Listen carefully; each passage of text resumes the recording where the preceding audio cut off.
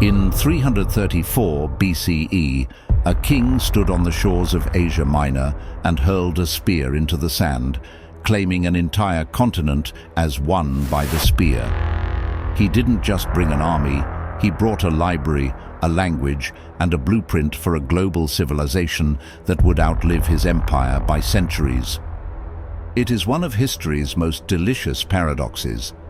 The man who effectively killed the independent Greek city-state was the same man who ensured Greek culture would dominate the known world for the next 3 centuries. To understand Alexander, you have to understand that he wasn't technically Greek in the eyes of his contemporaries. He was Macedonian. To the sophisticated elites of Athens, he was a semi-barbarian from the north. Yet, he became the ultimate fanboy of Greek civilization, carrying a copy of the Iliad across the Hindu Kush. For centuries, the Greek identity was defined by the polis, the independent city-state. Whether it was the democratic fervor of Athens or the austere militarism of Sparta, Greece was a collection of feuding neighbors who valued local autonomy above all else. When Alexander's father, Philip II, shattered the combined Greek armies at the Battle of Chaeronea, 338 BCE, the era of the independent city-state died. Alexander inherited this conquered Greece and did something the Greeks never could. He unified them by force and gave them a common enemy, Persia. By ending the political freedom of Greece, Alexander turned Greekness from a local citizenship into a global brand. In 334 BCE, Alexander crossed the Hellespont into Asia with roughly 35,000 men. What followed was a decade-long sprint across 11,000 miles. The Battle of Granicus opened the door to Asia Minor. Alexander almost died in hand-to-hand combat.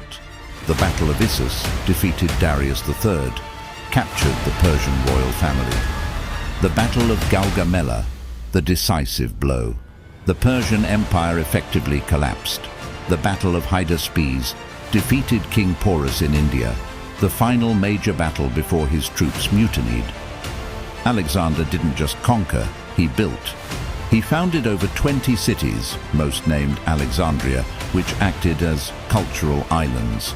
These cities featured Greek theaters, gymnasiums and agoras, dropped into the heart of Egypt, Mesopotamia and Afghanistan. Alexander's true legacy wasn't the empire itself, which fell apart days after his death in 323 BCE, but Hellenism. He encouraged a fusion strategy. He wore Persian clothes, married local princesses, Roxana, and famously organized the Susa weddings, where 10,000 of his soldiers married Persian women. He wanted to breed a new hybrid ruling class. While his generals hated this going native approach, it created a unified cultural language.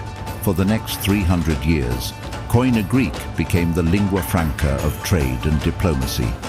Greek science, geometry, astronomy, blended with Babylonian data.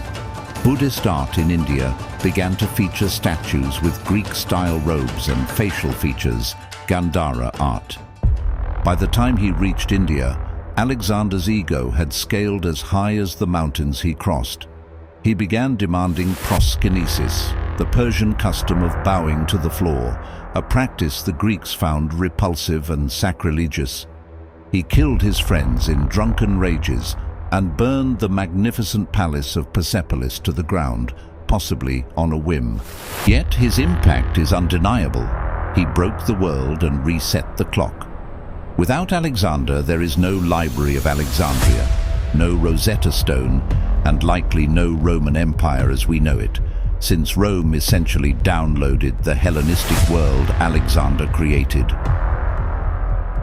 When Alexander died at 32, the ensuing civil wars carved his empire into 3 main successor states: the Ptolemies in Egypt, the Seleucids in Persia, Mesopotamia, and the Antigonids in Macedonia.